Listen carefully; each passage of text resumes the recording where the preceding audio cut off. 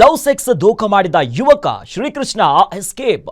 ಮಂಗಳೂರಿನ ಬಿಜೆಪಿ ಮುಖಂಡನ ಪುತ್ರ ಇನ್ನೂ ಕೂಡ ನಾಪತ್ತೆಯಾಗಿದ್ದಾನೆ.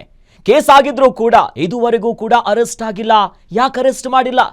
ಬಡ ಕುಟುಂಬದ ಹೆಣ್ಣು ಮಗಳಿಗೆ ಮೋಸ ಮಾಡಿ ಪರಾರಿಯಾಗಿರುವಂತ ಘಟನೆ ಇದು.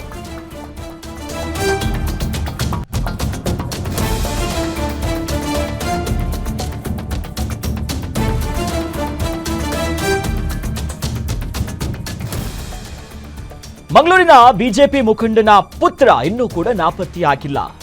ಲವ್ ಸೆಕ್ಸ್ ಧೋಕ ಪ್ರಕರಣಕ್ಕೆ ಸಂಬಂಧಪಟ್ಟಂತೆ ಆತನ ಮೇಲೆ ಕೇಸ್ ದಾಖಲಾಗಿದ್ರೂ ಕೂಡ ಇದುವರೆಗೂ ಕೂಡ ಆತನನ್ನ ಯಾಕೆ ಅರೆಸ್ಟ್ ಮಾಡಿಲ್ಲ?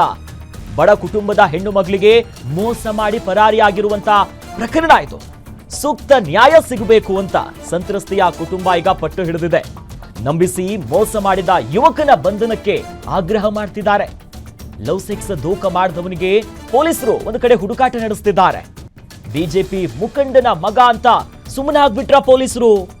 ಪ್ರಭಾವ ಏನಾದ್ರೂ ಬೀರ್ತಿದ್ದಾರಾ? ದಕ್ಷಿಣ ಕನ್ನಡ ಜಿಲ್ಲೆಯ ಪುತ್ತೂರು ತಾಲೂಕಿನ ಬಿಜೆಪಿಯ ಲೀಡರ್ ಪುತ್ರ ಆತ. ಬಿಎಸ್ಸಿ ಫಾರೆನ್ಸಿಕ್ ಸೈನ್ಸ್ ವಿದ್ಯಾರ್ಥಿನಿ ಆಗಿರುವಂತ ಸಂತ್ರಸ್ತ ಯುವತಿ ಈಕೆಯನ್ನ ನಂಬಿಸಿರೋದು. ಮದುವೆ ಆಗ್ತೀನಿ ಅಂತ ನಂಬಿಸಿ ದೈಹಿಕ ಸಂಪರ್ಕವನ್ನ ಬೆಳೆಸಿದ್ದ ಯುವಕ ಬಿಜೆಪಿ ಮುಖಂಡನ ಪುತ್ರ.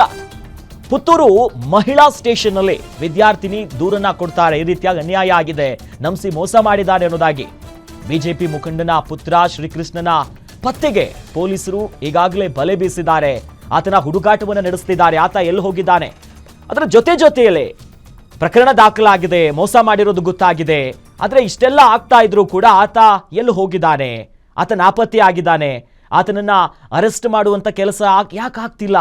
ಬಿಜೆಪಿ ಮುಖಂಡನ ಪುತ್ರ ಅನ್ನುವಂಥ ಕಾರಣಕ್ಕೋಸ್ಕರ ಹಿಂಗ್ ನಡೀತಾ ಇದೆಯಾ, ಅಥವಾ ರಾಜಕೀಯವಾಗಿ ಏನಾದರೂ ಪ್ರಭಾವವನ್ನ ಬೀರುತ್ತಿದ್ದಾರಾ? ಹೀಗೆ ಹಲವು ಪ್ರಶ್ನೆಗಳು ಮಾತ್ರ ಇಲ್ಲಿ ಉದ್ಭವ ಆಗಿರೋದು ಬಹಳ ಸ್ಪಷ್ಟವಾಗಿ ಗೊತ್ತಾಗ್ತಿದೆ. ಯಾಕಂದ್ರೆ ಪುತ್ತೂರಿನ ಬಿಜೆಪಿ ಲೀಡರ್ನ